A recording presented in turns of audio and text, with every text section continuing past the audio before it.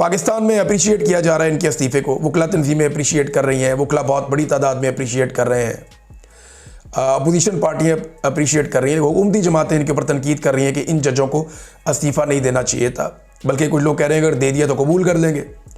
यहाँ पे कुछ अशार भी लिखे हैं जस्टिस मंसूर अली शाह साहब ने, वो मैं आपको सुनाना चाहूँगा। ये अहमद फराज साहब के हैं। मंसूर अली शाह साहब ने जो अशार लिखे ये अहमद फराज साहब के हैं। मेरा कलम तो अमानत है मेरे लोगों की, मेरा कलम तो अदालत मेरे ज़मीर की है, इसीलिए तो जो लिखा तपा के जान से लिखा, जभी तो लोच कमा का ज़बान तीर की है, मैं कट गिरूं के सलामत रहूं यकीन है मुझे कि ये हिसारे सितम कोई तो गिराएगा, तमाम उम्र की एज़ा नसीबियों की कसम, मेरे कलम का सफ़र रायगा ना जाएगा। ये उन्होंने आखिर में लिखा अपने इस्तीफ़े में मंसूर अली शाह साहब ने, और फिर उनका इस्तीफ़ा आ गया। अब ये दो जज साहिबान हैं, क्या मज़ीद जज साहिबान भी इस्तीफ़ा देंगे? इसका हमारे पास जवाब नहीं है, लेकिन ये जज साहिबान क्या करेंगे ये है अब तक का सबसे बड़ा सवाल। क्या ये इस्तीफ़ा देकर घर जाके बैठ जाएंगे, या ये भी इमरान खान की तरह घर बैठने की बजाय मुकाबला शुरू करेंगे?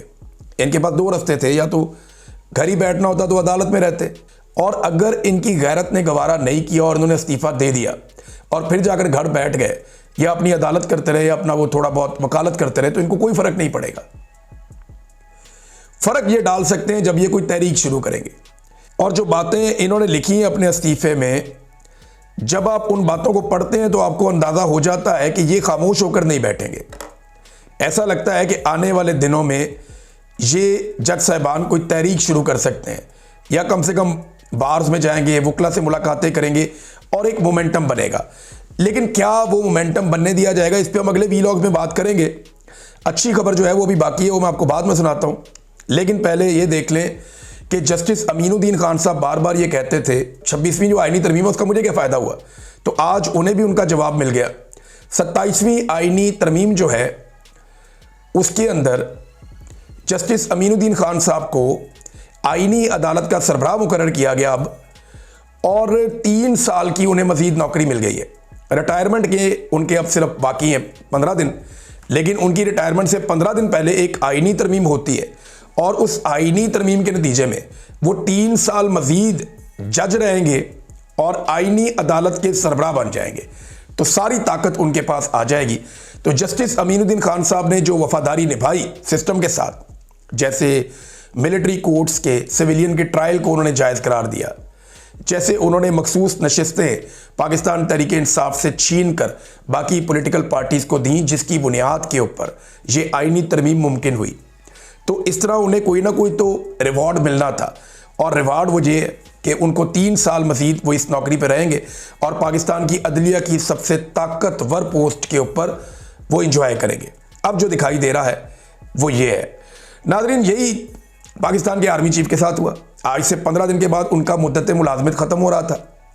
आज से चंद दिन के बाद उनकी मुद्दत मुलाजमत ख़त्म हो के उनको घर जाना था। लेकिन हुआ क्या, एक आईनी तरमीम के नतीजे में एक नया रास्ता निकाला गया। उस रास्ते के ज़रिए से अब उनको नया ओहदा दिया जाएगा।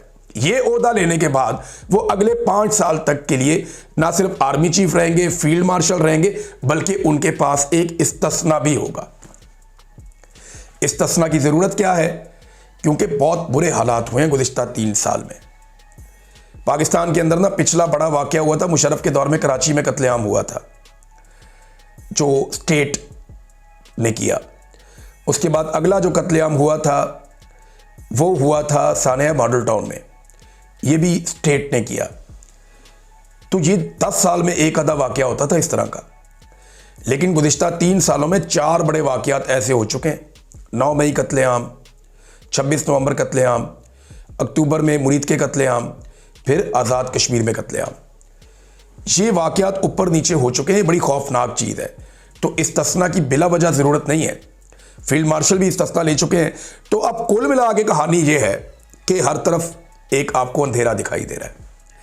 आपको दिखाई दे रहा है कि जिन लोगों ने पाकिस्तान के ऊपर जुल्म किया, जबर किया, जिन्होंने पाकिस्तान की मईशत को तबाह बर्बाद कर दिया, जिन्होंने हंसते खेलते मुल्क को कहां से कहां पहुंचा दिया, आज हर पाकिस्तानी पाकिस्तान को जेल समझ के वहां से भाग के बाहर जाना चाहता है। हमारे पाकिस्तानी कश्तियों के अंदर यूनान के पानियों में डूब रहे हैं। गुर्बत की लकीर से नीचे आधा पाकिस्तान तकरीबन चला गया है। पाकिस्तान के अंदर से जितनी बड़ी मल्टीनेशनल कंपनियां हैं वो पाकिस्तान को छोड़ छोड़ के पाकिस्तान से बाहर भाग रही हैं। किसी तरफ कोई उम्मीद नहीं है, हर तरफ अंधेरा ही अंधेरा है। ऐसी सूरत हाल में मैं आपको एक उम्मीद वाली खबर देना चाहता हूं, और ये खबर आज की नहीं है, बहुत पुरानी है।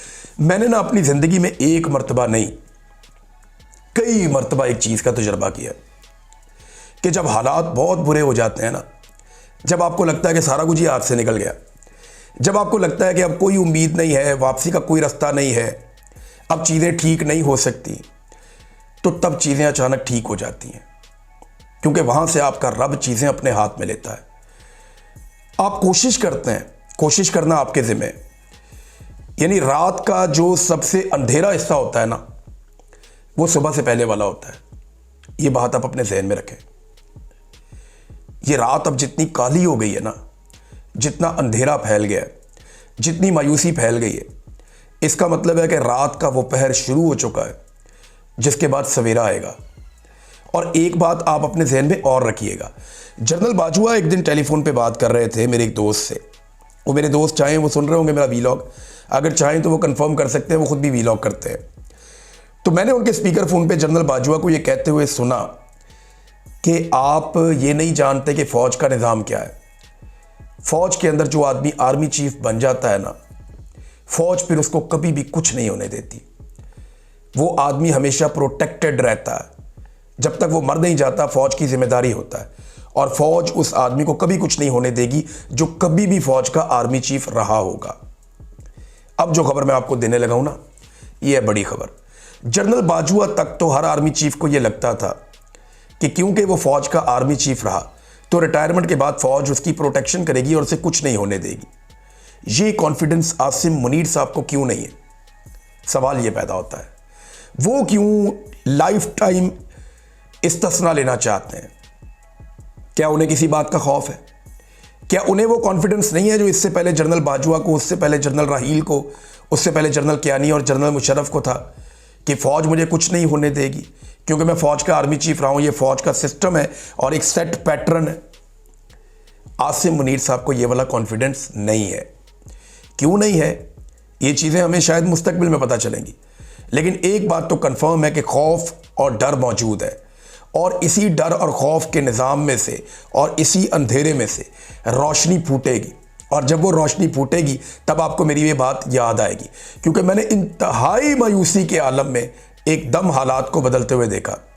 जब बहुत घुटन वाला माहौल होता है ना, हर तरफ हब्स हो जाता है, तो तभी ठंडी हवा चलती है और बारिश आ जाती है। मैंने तो हमेशा यही देखा है। जब कभी घुप अंधेरा हो जाता है ना, तो रात का वो आखिरी पहर होता है, उसके बाद सुबह की रोशनी निकलती है। अब ये घुप अंधेरे का वक्त है। अच्छी खबर ये है कि हम यहाँ पे मौजूद हैं। कोशिश सिर्फ ये करनी है कि आपने हार नहीं माननी, आपने दिल नहीं छोड़ना, पुरअमन तरीके से अपनी आवाज़ उठाते रहे, जुल्म के खिलाफ बोलते रहे, गलत को गलत कहते रहे और सही को सही कहते रहे। आप डटे रहे ताकि कल को आपको अफसोस ना हो कि उस लम्हे आप पीछे हट गए थे। याद रखिएगा, ये लड़ाई पाकिस्तान जीतेगा, बस पाकिस्तानियों ने दिल नहीं छोड़ना। वक्त ज़्यादा दूर नहीं है मेरे ख्याल में। मैं आपको उम्मीद दे रहा हूँ, कोई झूठी उम्मीद नहीं दे रहा। मेरा दिल कह रहा है कि चीज़ें बदलने वाली हैं, और ऐसा नहीं है कि फ़ौरन बदल जाएंगी, लेकिन मुझे ऐसा लगता है कि जितनी अंधेरी रात है ना, सुबह उतनी खूबसूरत होगी। अब तक के लिए इतना ही। अपना ख्याल रखिएगा, अपने इस चैनल का भी। अल्लाह हाफ़िज़।